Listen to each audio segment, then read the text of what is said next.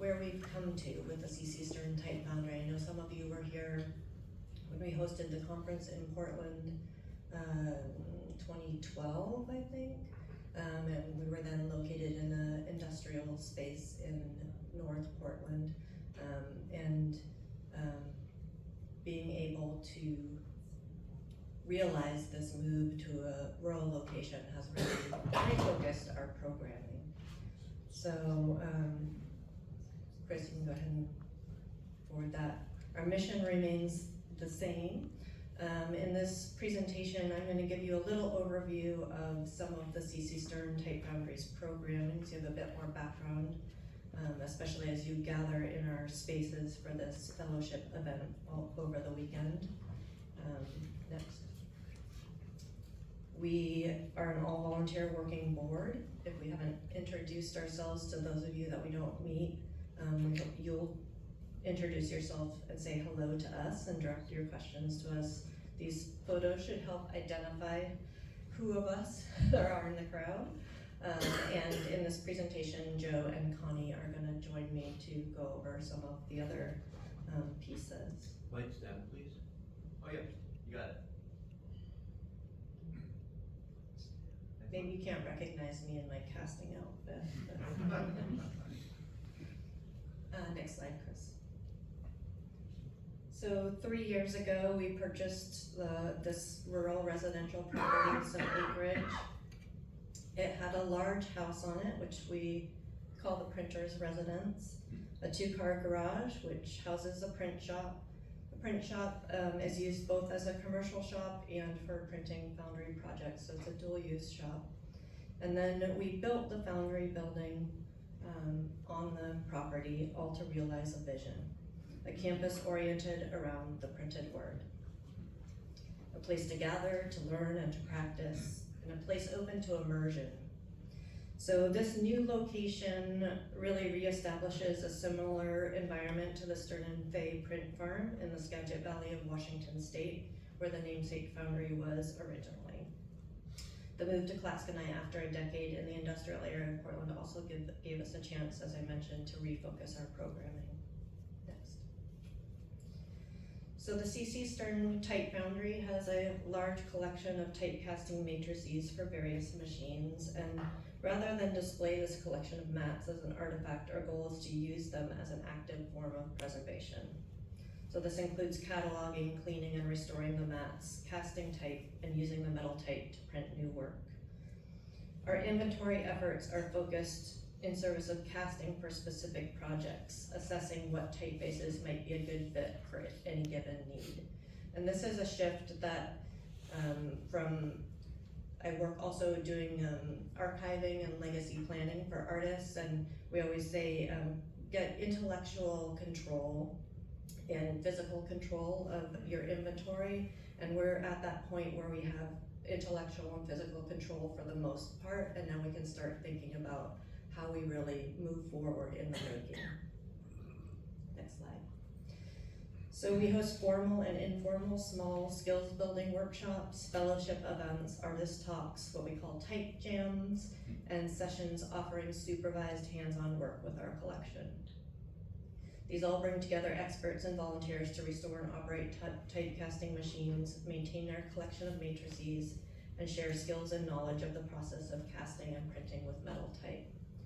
2 of these photos show participants in a multi-day program organized by a group of area letterpress printers, 3 of whom are in our audience today, Bernie and Barb and Kathy. It was hosted on our campus last fall. The Inktensive offered registrants a lecture and demonstration from a regional ink manufacturer, hands-on breakout sessions, discussions, and shared meals. Also pictured are members of the CC Stern Type Foundry and M&H Type, engaged in a mutual skill share held in 2023, a sort of mini ATF.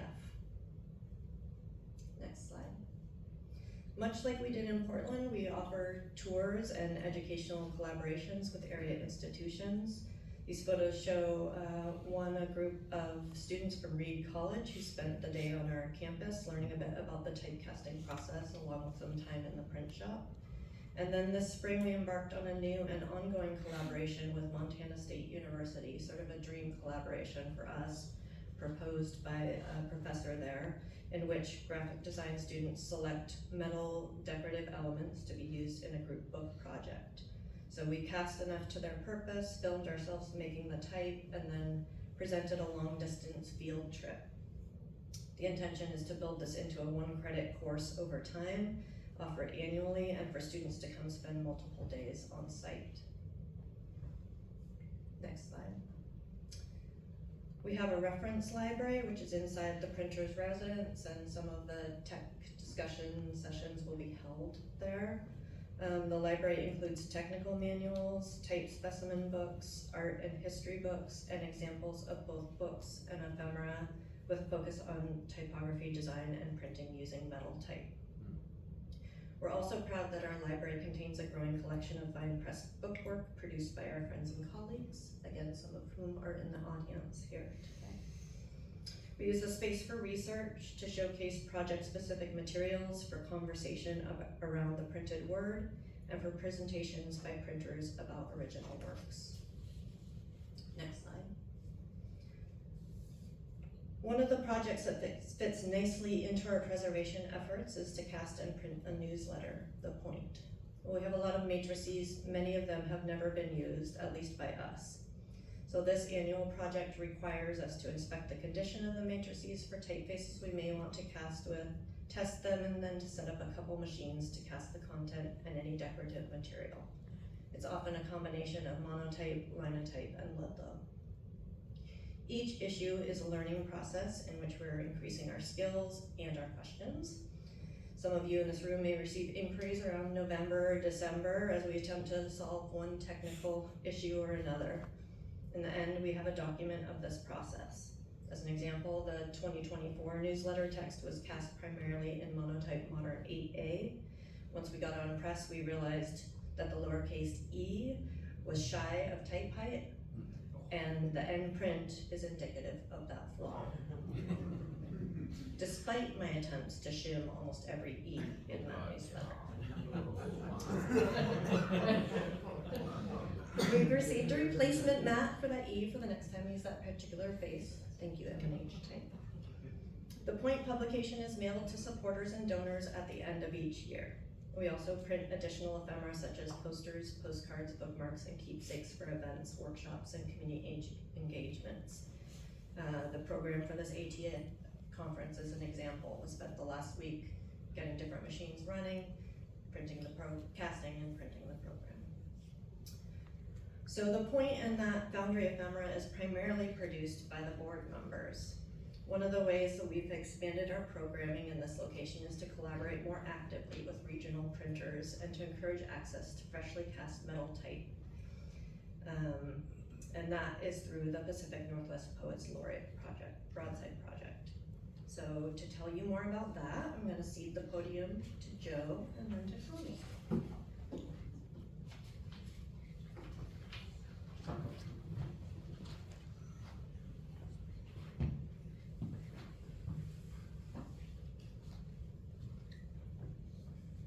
Just before Jim Rimmer died, I met him. I had known of him for a long time. Had been kind of, this will amuse some of you, I'd been kind of intimidated by him with that, in his absence, you know. And so I'd heard that he was ill, and he'd made he designed Stern to commemorate Chris Stern, to honor Chris Stern. And I thought I'd buy some type from him, so I called him up, and he wasn't casting type right then, and had none on hand. So he said, well, come up and we'll cast some. So my wife and I went up to Vancouver, and on Boxing Day we went to his house, and it was perfectly obvious we weren't going to be doing any typecasting because Jim was in a chair he couldn't get out of. And so he sent me downstairs, and I went home with his one case of Stern, the mats for casting more of it. And that was my one experience with Jim Rimmer. It was lovely. He was a sweet man, and I really wish I'd known him better. So we had that at the Foundry. And then, I forget exactly what year it was, Sam Green had a new book come out. Sam and Chris were old friends. I've known Sam since sometime in the early 1970s, and he had been a friend of Chris's in graduate school, or in college and grad school, yeah. And so he had written, as I was reading through his book of poems, I came to this poem, Belle de Bosco, and realized that it was an elegy for Chris. And when I read that, I thought, we've got the time. We ought to set this in Stern and print it for the Foundry. And I presented that idea to the Foundry, and Jeff Shea said, "Oh, if you'll set the time, I'll do an illustration for it." And so this broadside came about from that. I said, it's actually more complicated than that, because I had Jim's type through the Foundry. Jeff had a case of Stern of his own, and even between the two of us, we didn't quite come up with enough. There was I forget which character was short, but we were running short, and I was going to have to set half the poem and then do the other half. And then Jules Fay gave us a set of swords that filled it out, and it was just fine.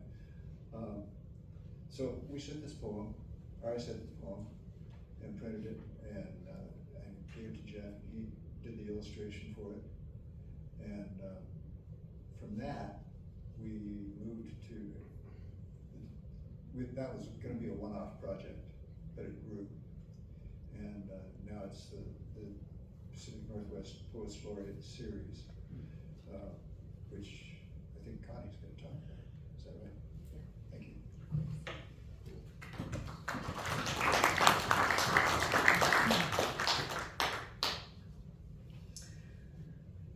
So, as Joe said, we decided to make this a longer term project, and so we decided we were going to work largely based on the relationships that Joe has with the poet laureate community in Oregon and Washington State. So in 2021, there were 10 past poets laureate, 5 in Oregon, 5 in Washington. We decided that was our number. And so we decided that would be the scope of the project. And so our plan is to do 2 broadsides a year. We started in the end of 2022, so we hope to finish in 2027, doing 2 a year. So this was during COVID, so we did our launch. Sam Green is up on an island, lives off the grid. So we did this first launch on Zoom. And then we've gone from there. So these are the next 3 of the series that we have produced. On the left here is Night Song in Asian America, which is a poem by Lawson Fusawanada. He's an Oregon poet laureate. Lawson offered this poem to us. We fell in love. At one point he said, "Should we do a different poem?" We said, no. We've been sitting with it and thinking about type, and we love it. So we printed this. Jeff Shea and I cast the Garamond Ludlow on our Ludlow at home. And then Jeff passed away partway through this. And so Joe took over and did the lino cut for the illustration and printed, and Lawson was getting up in age and couldn't travel, so Joe and I went on a road trip down to Southern Oregon to Ashland, and we met Lawson in his son's living room, and I set up my iPhone on a tripod, and we spent, 2.5 hours talking with Lawson about all sorts of things. Lawson was interned in a camp, Japanese internment camp, when he was 4, and he remembered that it was a broadside that they posted up in Fresno telling the Japanese where to go. So we had a long talk about broadsides and the fact that broadsides were about doing something or spurring some action, and we're hoping these will spur some really positive action. the other funny story, Lawson was great, hilarious, wonderful man. He says, we showed him the lockup for the broadside, and he said, "Are you gonna put my type in the hell bucket?" We said, "Well, we could, but we probably won't." And it's on a galley in the Foundry if you wanna see it. The next broadside is backstory, but on my recounting. Paul Ann Peterson, again an Oregon poet. She had a new manuscript of poems. She sent us the unpublished manuscript and said, "Pick whatever you want." So we talked it through and picked this poem, and then we invited Kathy Keene, who's here today, back row, to do this wonderful, wonderful broadside. The stars, when you get up close, you will see are reconfigured, which is part of the poem, old etchings that she then made into polymer plates and printed. So just a wonderful broadside there. And this is the first one where we were able to actually, we launched this at the Oregon Historical Society with some video from our talk. And then this was the first where we were able to have the poet read. So Paul Ann came, we launched it upstairs actually, where we're gonna do the banquet tomorrow. And Joe and Paul Ann had a great talk, so that was a lovely launch. The next broadside, Kathleen Flanagan, a Washington poet, sent us her new manuscript and let us pick. And so we picked this poem and invited Laura Bentley, who's a printer with Partners in Print up in Seattle. Laura chose Cochin or Cochin. We can have a debate about how you say that. And we cast that on the monotype OA. I think a great illustration. Laura is very much known for doing prints with the type ornaments, and I think this broadside captures both how Laura, what her style is, but also I thought a great illustration to what it feels like to be on a ferry in the Puget Sound. So another great broadside launch there. The next broadside is Snow at Night. Peter Sears, an Oregon poet who passed away shortly after he did his poet laureate service. So we got in contact with his widow, another poet, Anita Hella. She gave us permission to print this poem and told me a great story when I first met her. Peter was taking care of his elderly mother, and she would just make these statements that were looking at the world in just a different way. And they were so interesting and profound how they would make Peter see something. And so he wrote down these little phrases that his mom said and turned them into poetry. And this is one of the poems that was part of that series. We invited Diane Jacobs, who's a local Portland printer. She'll be at the fair on Sunday. We cast the type on the Linotype Metro Medium #2. And we did this poetry launch in the Foundry and had about 50 people who came on a sort of rainy, blustery day and stood in the Foundry, no chairs, to listen to a poetry reading, which was amazing. Against Your Departure, Elizabeth Austin, Washington poet, sent us this poem and a few others, and Joe and I read the poems, and this one just jumped out at us and said, "Pick me, pick me." So the poem chose us, I think, on that one. We invited Jessica Spring, who many of you know, to do the printing. Jessica picked Monotype Octic and Monotype Kennerly, and we cast those also on the OA. Elizabeth is also an actor and very much focused on performing poetry, and again, just thinking about how the interaction of the audience with broadsides, whether it's on paper on a wall or being read. And we launched that at the Longview Public Library earlier this year. So this whole project is really a way for us to have a meaningful project that would allow us to do all of our mission. Preserving metal type, cultivating the craft, as Rebecca talked about earlier, and creating new work. We've run the machines, really gotten intimate with matrices, with typefaces, the relationship with poetry. Jessica talked about Kennerly as being a wacky typeface. We decided we agreed, but we had a fun time doing fine letter combinations by casting the lowercase a 4 different places on the body of a piece of type so that she could do whatever combination she wanted. So kind of a fun thing that you can do when you're the casters. Well, we made her make the adjustments too. And we which made was her, fun. yeah, we made her make the adjustments, so, which was great. And I think Kathy, I remember you telling a story, you do mostly handset type, but getting to learn what kind of fine typesetting you can do with a line of type slug. So that was great too. Conversations and collaborations were really important to us. As I said, we had conversations in cultural centers, in the foundry, in living rooms, in the library. We talked about grief, healing, traveling, place. The poems help us look, listen in a different way, be present, and just really help us, I think, figure out how to live in the times we're in community. So a really, I think, meaningful project for us in this way.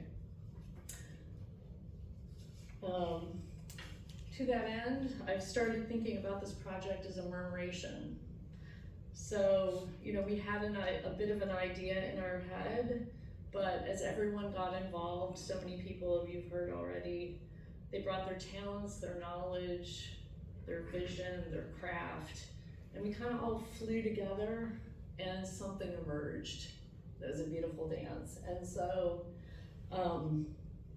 so together, the idea of murmuration is, if you go to the next chart, Chris, the title that we're going to use for a special edition, artist's portfolio. So we're going to have just 10.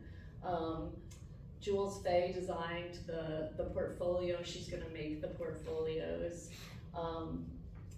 10 same edition number broadsides and an essay that talks about the project. That'll be available in 2027, but we're taking pre-orders today. I have a prospectus and you can either do the pre-order or sign up, so just find me later. And then for folks who are collecting the broadsides individually, but you just want a nice portfolio that's kind of fit to size, we'll be selling a version of that as well. And you can pre-order those today as well.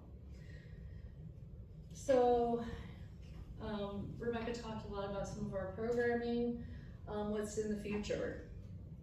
After we're done with the 10 broadsides, more casting and printing projects for sure, more educational collaborations, workshops and skill shares, both that we do, and hopefully ones that other people will lead, taking advantage of our resources, doing artist residencies, which we piloted as well, doing more oral histories and trying to save some of that.